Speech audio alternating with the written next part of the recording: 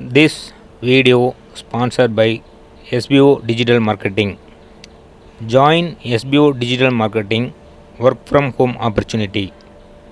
Mobile based part-time job.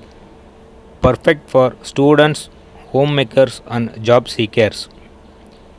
Use your free time to earn. No fixed hours. Work at your convenience. Use your free time to earn. No fixed hours. Work at your convenience. Just share and publish content. Simple task. No selling or no referral. Have a Facebook, Instagram or YouTube account. You are already eligible. Earn daily income with instant payouts. Start from day 1.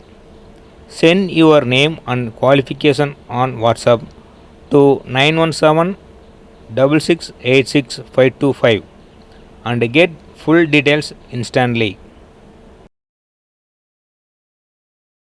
Skip பண்ணாதீங்க. பெரிய தப்பு. தினம் ₹300 சம்பாதிக்க அரிய வாய்ப்பு. Instagram, Facebook பயன்படுத்த தெரிந்தால் போதும். Content post and content publishing மூலமா தினம் ₹300 சம்பாதிக்கலாம். இந்த வேலை செய்ய 5 நிமிடம் போதும். Work training support, group communication support, all language customer live chat support, முக்கியமா சொந்தமா ஒரு பிசினஸ் ஸ்டார்ட் பண்ற அளவுக்கு உங்களால கற்றுக்கொள்ளவும் முடியும், சம்பாதிக்கவும் முடியும். இந்த வேலை வாய்ப்பு வழங்குவது 5 வருடத்திற்கு மேல ரன் ஆகிட்டு இருக்க நம்ம தமிழ்நாட்டு company school of business organisation private limited. மேலும் விவரங்களுக்கு டிஸ்கிரிப்ஷன்ல கொடுத்திருக்க நம்பருக்கு வாட்ஸ்அப் பண்ணுங்க.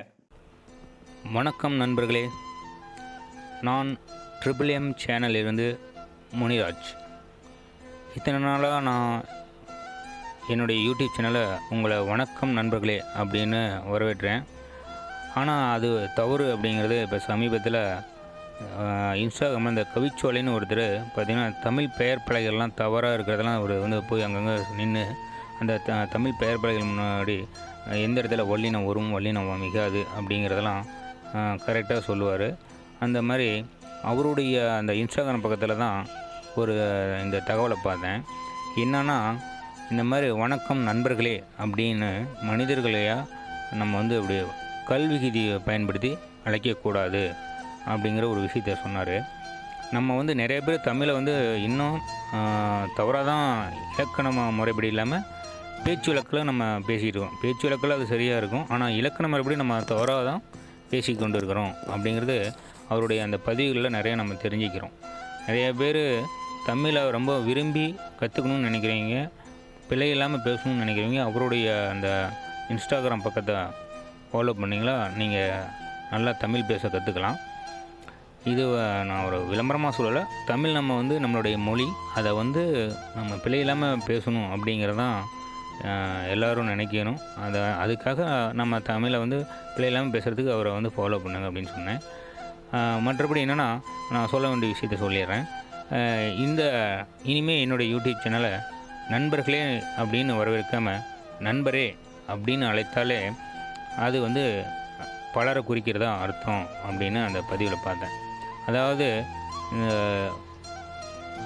உயர்திணையில் மனிதர்களாகிய நம்ம மட்டும்தான் வருவோம். உயர்திணைனாலே மனிதர்கள் மட்டும்தான், ஆறறிவு படித்த நம்மளை மட்டும்தான் உயர்திணைன்னு சொல்லுவாங்க.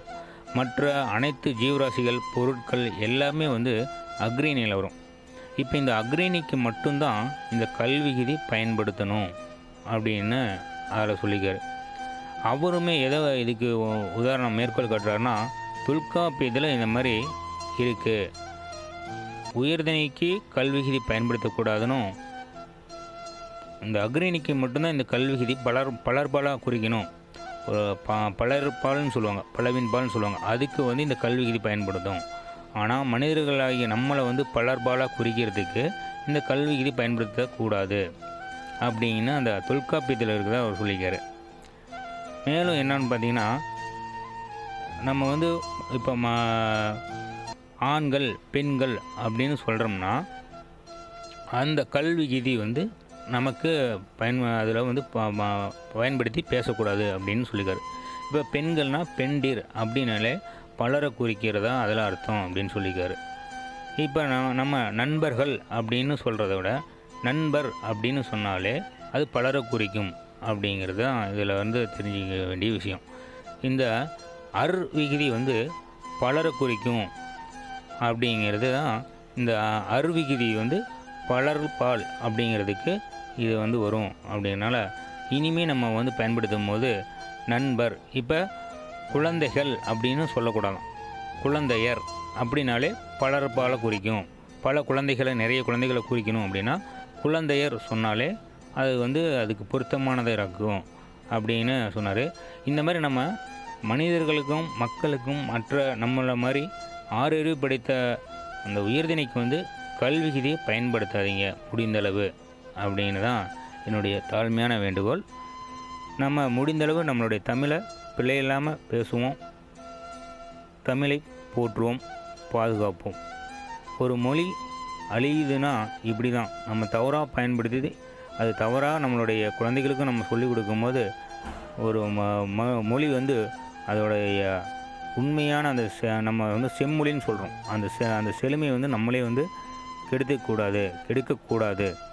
அதனால் எல்லாரும் முடிந்தளவு நம்மளுடைய பிழைகளை திருத்தி சரியான முறையில் பேச பழகுவோம் என்பது என்னுடைய தாழ்மையான கருத்து. நன்றி, வணக்கம்.